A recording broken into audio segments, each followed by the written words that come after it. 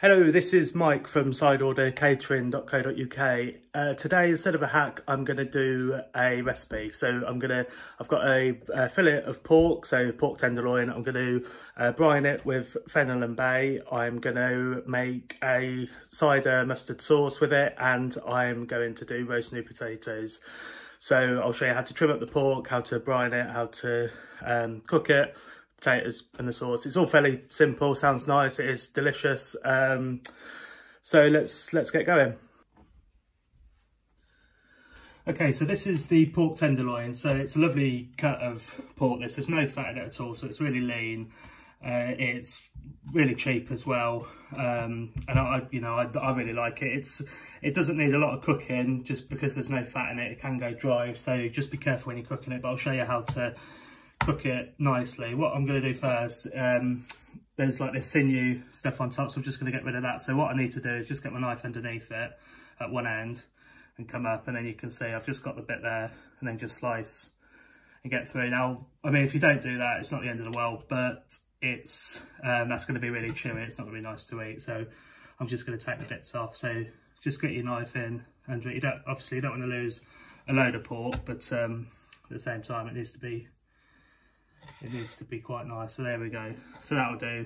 I'm not going to worry too much about that end. So as you can see, this is sort of thicker in the middle, thinner at the end. So it all, the ends are going to cook before the middle. But once you slice it at the end, I'll show you how you can work it so you get a good mix of both. So here for the brine, I've got in this tub, I've got just like a teaspoon or so of fennel, and also about the same amount of crushed bay leaves. Into that, I'm just going to put, I don't know, 2-3 tablespoons of salt, and then that's your brine. That's all you need to do. So this is going to take about 4 hours in there.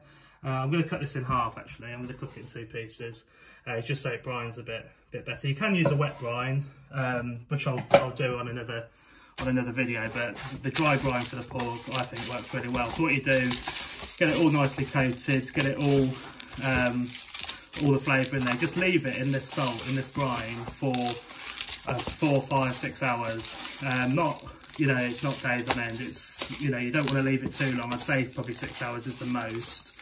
Otherwise, it will taste salty. But once it's all mixed up like that, you'll see it's, obviously, it's going to feel as though, it's going to be over salty, but we're going to wash it before. But the salt's just going to get into the meat. It'll take all the flavour in with it. It's going to get all the moisture working in there, so you can, so it's going to be really, really nice and moist when it's cooked.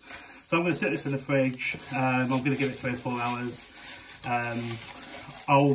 Every hour or so, I might just go in and give it a little roll around, just to get it going, and then I'll show you what to do with it after that. Just to say, if you wanted to skip the brining step, you can. If you still want the Fennel Bay flavour, or whatever flavour you want, I've used Fennel Bay for that brine, but you could put in there any other herbs. You could just get some dried mixed herbs. You could get basil, would be nice. Other spices, you could put some curry in it. You could put whatever you want, really. It doesn't matter. The salt's the brine, and then the flavours, that's an addition to it. If you wanted to skip the brine in, and you still wanted that sort of Fennel Bay flavour, just when you come to cook the pork, bring it out the fridge, maybe like half an hour or so before you want to cook it, and coat it in oil and the Fennel Bay there, and then just let it sit on the side for half an hour or so, and then just follow the next steps for the cooking. So I've just boiled these new potatoes, just going to cut them in half before I roast them. So we're 4 hours later. This pork's been in the brine for 4 hours. You can see it's so much more soft now and tender. There's a bit of juice in the tub there, and the salt's, it's quite wet in there now. And so what I'm going to do is just rinse this off. You don't have to wash it for ages, but just give it a rinse just to get the excess salt off. And then I've got a load of kitchen paper there to dry it. If it's wet, it's not going to fry or bake or grill or anything. It's not going to go very well, because the moisture in the pan is just going to boil the meat, and you're not going to get a nice effect. If it's the same for any meat or fish, get it nice and dry before you put it in your pan, then you'll get like the nice sear on it that you're looking for. So I'm going to give that a wash, then we're going to go and finish the potato sauce and cook the pork. Right, so we're going to start cooking now. So I've got my pork is brined. It's I've just rinsed it. I'll show you that in a minute. The potatoes, they're blanched and cut in half, as you saw. I did them earlier on when I put the pork into the brine. If you want to do them now, you can. I just like to get things done, and then I'll cook them. They've gone cold. That's absolutely fine. I'm going to start with the cooking of the sauce now. So it's a cider mustard sauce. I've got just a bottle of cider here. I'm going to put about, I don't know, say 300 mils or so into a nice hot pan. There we go. So get it nice and hot. Probably, there you go. What we want to do is reduce this really nice and quick. So as you can see there, it's just bubbling up nicely. I'm going to reduce that by more than half, probably by 2/3. Then I'm going to add some chicken stock, again reduce that by 2/3, so equal amount of cider, so it's about 300ml of cider, 300ml of chicken stock. So reduce this cider, put the chicken stock in, reduce it again by about a half to 2/3, and then we'll add the mustard and then some cream. Okay, so I'm just going to let that do its thing, we'll come back in a sec. Okay, there we go, so as you can see that's reduced nicely now, it's reduced right down, it's a bit sort of more thick and syrupy. It's exactly what I wanted. So it's taken about 5 minutes on here. If you're on gas or induction, it won't take long at all. Just these electric things aren't as hot. So I'm going in now with the same amount of chicken stock. There we go. So, and then again, I want to reduce this by at least half again, just to intensify the flavour. After that, we're going to put in the cream and the mustard and season it up and have a taste, see how it is. Now the potatoes, I'm just going to start on the hob. So I've just got a pan here, I'm just going to turn it on now, so we'll come back to that in a sec, but I'm just going to get the pan nice and hot, give them a fry in the oil in the pan, season them up, a bit of garlic, and then put them in the oven to roast. Here we go then, so I've got this pan hot. I'm just going to go in with some oil now, like a good glug of oil, any oil you want, and then get that hot. I'm going to set the potatoes in. There we go.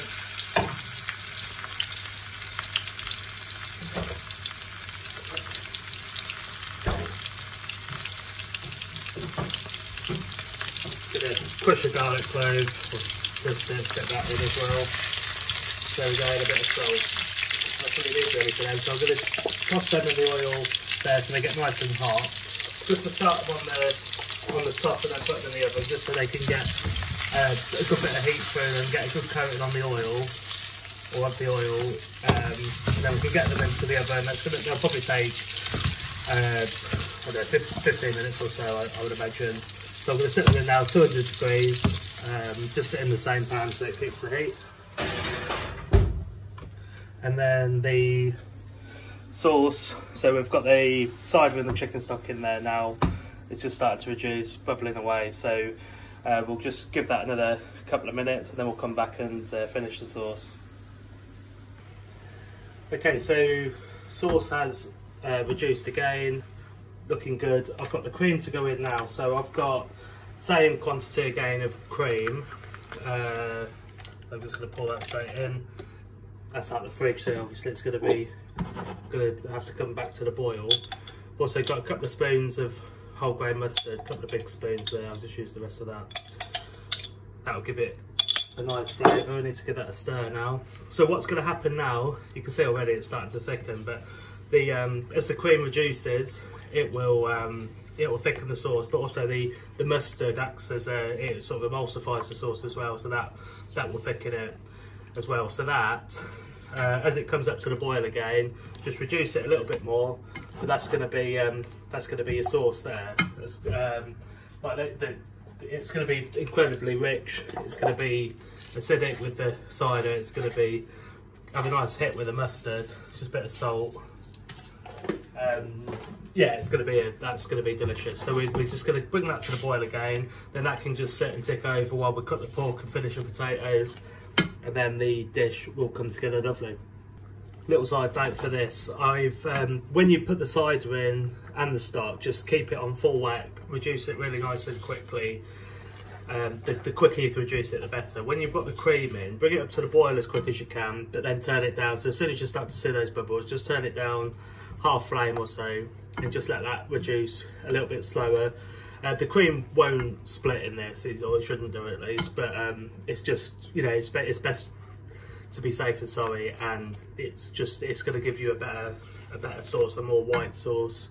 It's just going to keep that sort of creamy flavour, rather than just sort of overcooking it. But this cream, again, you can reduce this by about half a gauge. You can see it's starting to thicken now, but yeah, reduce it by about half a gauge, and then your sauce is ready to go. Okay, here we are. So we've got the sauce that's reduced again. So that's perfect. That's ready to go now. Got another pan on the heat for my pork.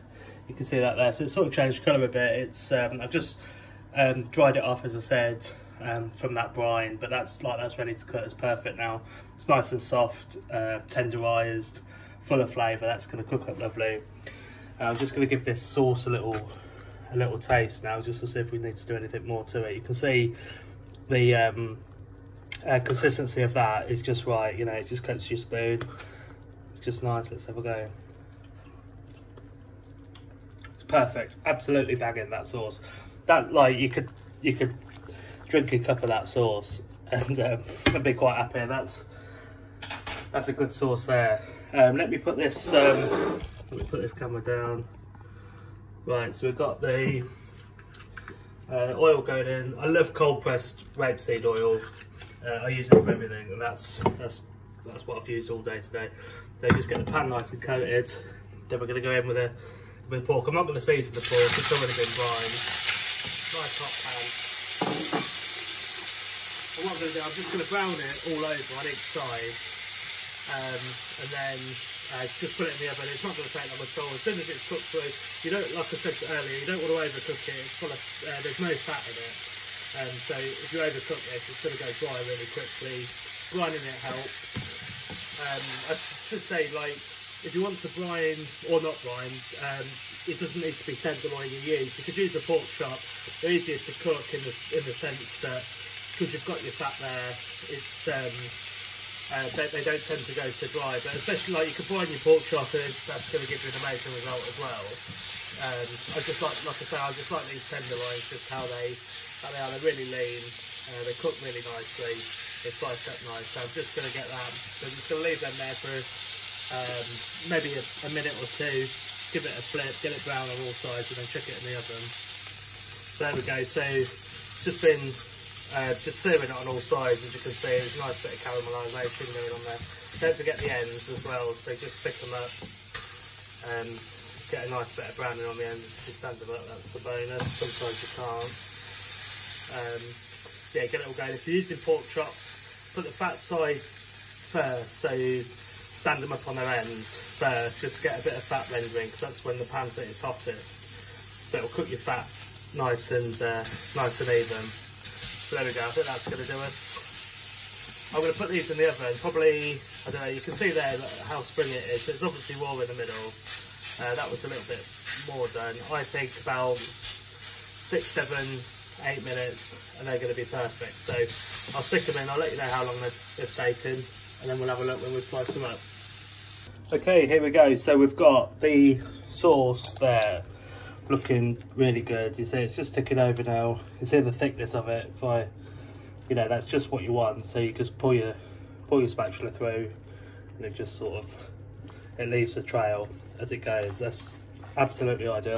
Potatoes, I gave them a turn every sort of 5 minutes or so as they were in.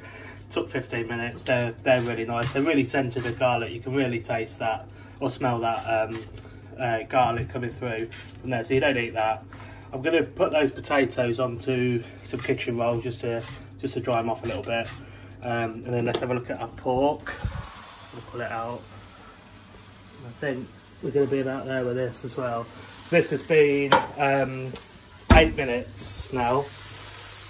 There you go, you can see. So if I use the tongs, if I can just show you, yeah, perfect. So you can see, like, I'm just squeezing it, and you can just feel that it's just sort of bouncing back a bit, but not too springy like it was before, and not too tough, says it's overcooked. It's the same as cooking anything really. So I'm just going to put these potatoes on the kitchen roll first, and then I'll get those on the board, these pork on the board, and slice them up and share to plate. What I didn't say when I took the pork out is just let it rest. So I've given that 5 minutes. They say to let it rest as long as you cook it for. So yeah, there or thereabouts. It's been cooking for 8-10 minutes. So I think 5 minutes is going to do me. So I'll just want to, you can see that it's still nice and juicy. I want to get in and see how it's cooked. There you go. So just pink. Pork's okay, just a little bit pink. You don't want it sort of rare or anything less than that, but that is absolutely fine to have it just pink in the middle. So I'm just going to slice this down, ready for plating. So there we go. So just some nice slices, and I'm going to try the end now because that's and see how it's tasteful. Oh, it's absolutely blinding. The Fennel in the Bay brine is so nice. That is absolutely delicious, honestly. It's insane. It's banging. Right, I'm going to get it on the plate. Okay, so to plate this, I'm going to just stick the potatoes on. Obviously, I haven't got any greens or anything else with this, so I'm just going to sort of pile it on the plate. But there we go. So a few potatoes, get your pork loin on like that, nicely sliced. And then bring our sauce over, and then just sort of nappe the sauce on the pork and on the spuds. That sauce is so rich, it's so delicious. You're going to want loads of it. So there we go. Bit of broccoli on the side, bit of any sort of green veg on the side of that is going to be absolutely ideal. That is a proper dinner.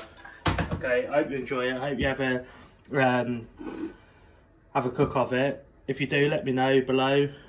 Comment, have a look, like, share. That'd be brilliant. Thank you very much. Hope you enjoyed it.